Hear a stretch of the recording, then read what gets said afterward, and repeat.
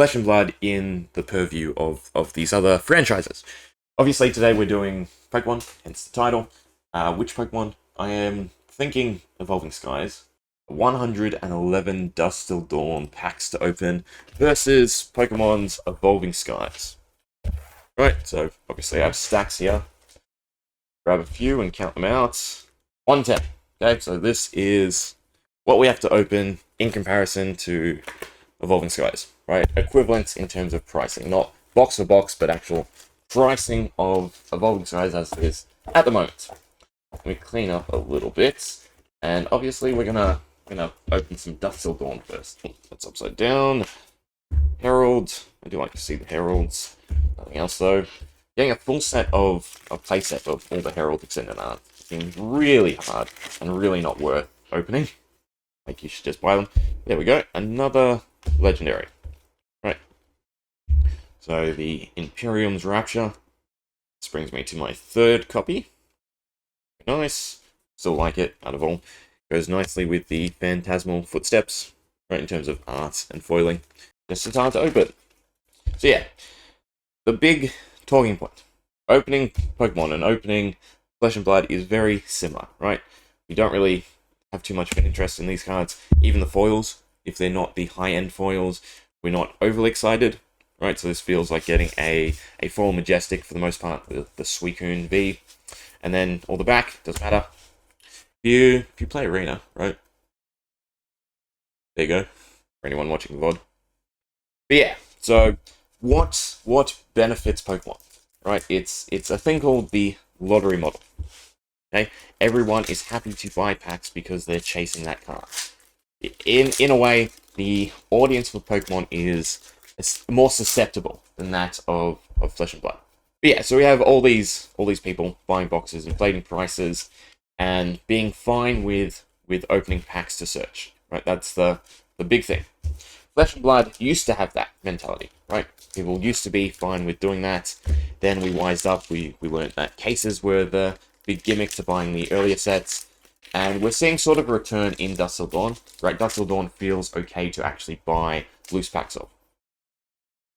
But pricing-wise, right, because we still have a large amount of people using the secondary market, we don't see the boxes appreciate, we don't see EVs go up, and therefore we don't actually see a huge growth in the legendaries, in the cold cores, or anything like that, like we do in the real high-end cards of Pokemon.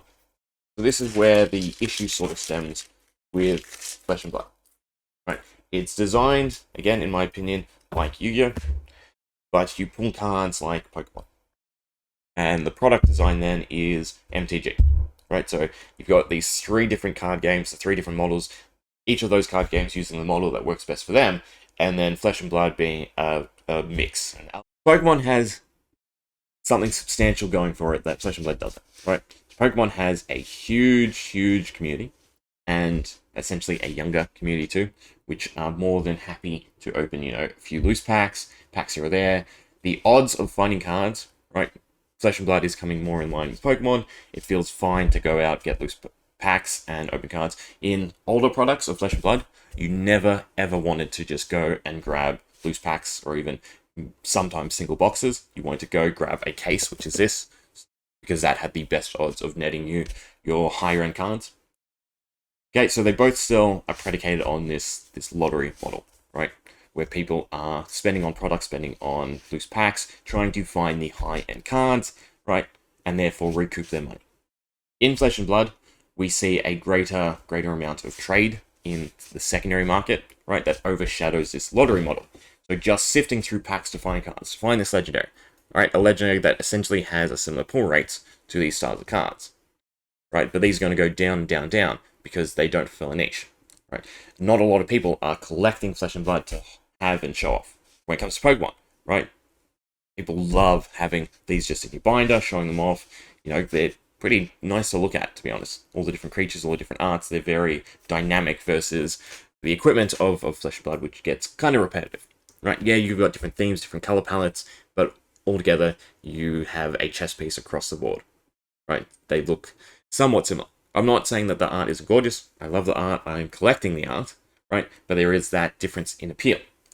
So because they both use that same model, but they have that gap in appeal. We see Pokemon boxes go up, especially if there's cards that are actually valuable and sought after that people, again, want to participate in the lottery model to find, right? We see boxes gain that value. In Flesh and Blood, we don't. Right? If cards go up, we see them traded on the secondary market, not so much people looking through boxes to find them. And this is sort of one of the big issues that, well, Dusk Till Dawn is kind of correcting with the fact that you now are fine going and opening, loose packs to find cards, right? It feels fine to do that. But it is still a growing issue because multiple copies of this is not necessary, right? And then you also have the fact that this is only for this hero, Light Illusionist. Meaning that unless you play a Light Illusionist, as a player, you're not too interested in the card. And even if you are interested in the card, you only want one copy. I don't know how it is about Pokemon if you can have repeats. I think you can. I think you can have up to multiples of certain cards.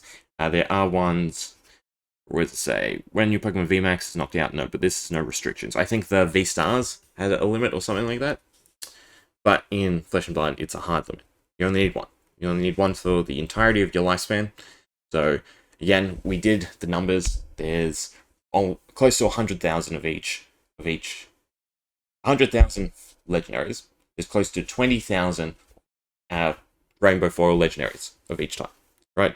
There is not 20,000 Light Illusionist players who want this card. So it doesn't meet that need, and therefore they all compete in terms of pricing. In contrast, then we have the collectible aspect for Pokemon. People still want these to collect more so than they want cards from Flesh and Blood. They want the high-end cards, right? You don't really care so much about rainbow foils, especially at this point where the cold foils are actually more accessible. So you'll go out of your way to find a cold foil collection, or essentially buy a cold foil collection, not find. And because of that, again, we have that disparity in people participating in the lottery model, which again is the big crux of most TCGs. Right? That's how companies move their products, is banking on people participating in that lottery model and then passing those costs on to the secondary market, which we don't see. Right? We have people like me who are opening boxes by and large, right? Finding all the cards we want and then offloading all the other cards we don't want at any price we really care about. Right? Just because we find all the legendaries, we can now take a hard hit on one of them if we can make more money off of the other. Right? So because of that, we see a greater disparity amongst the rarities of Flesh and Blood, right? Similar to what we actually see in Pokemon, okay? There are a lot of VMAX cards, for instance, Gyarados, right?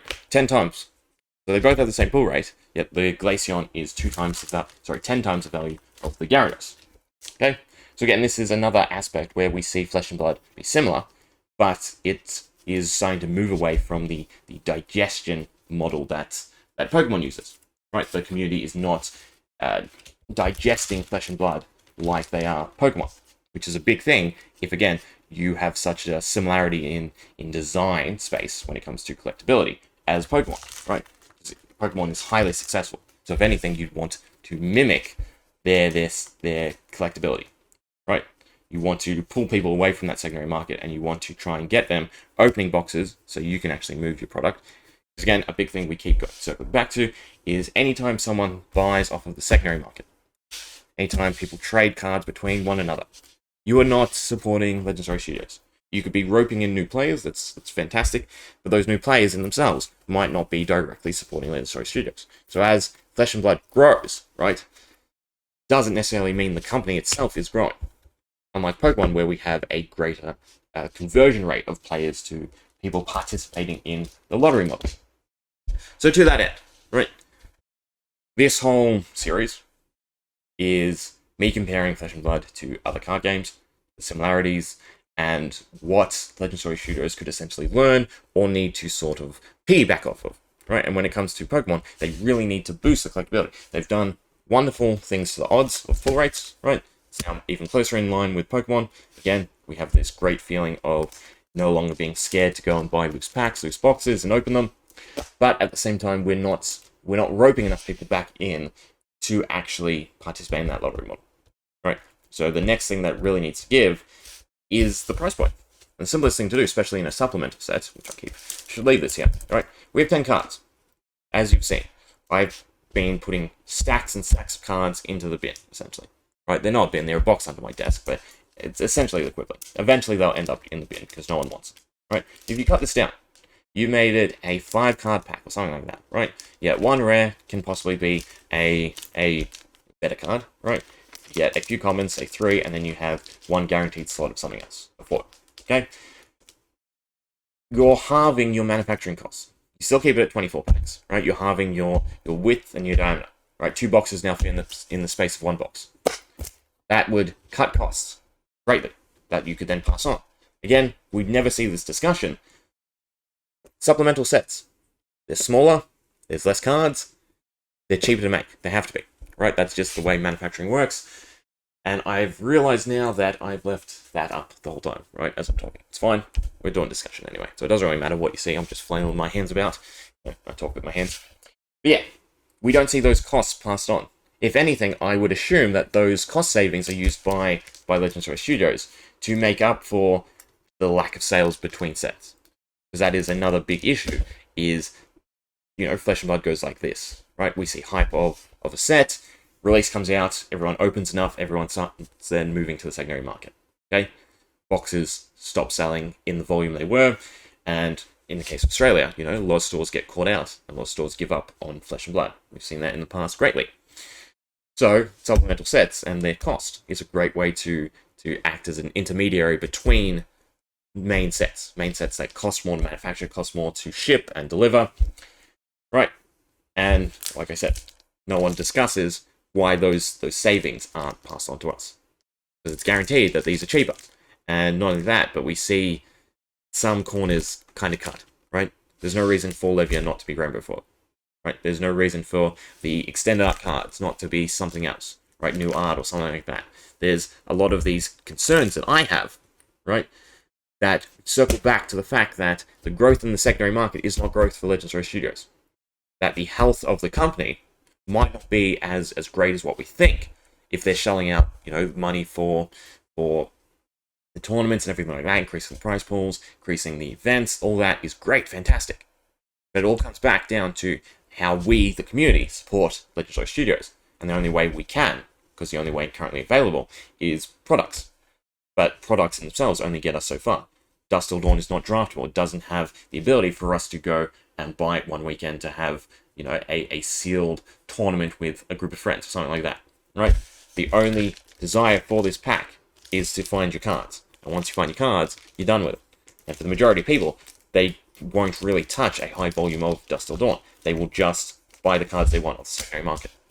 So to that end, right, my concern is the overall health of Legendary Studios. Anyway, that's Pokemon done. I think all I have left is One Piece, and then that's everything I want to compare it to.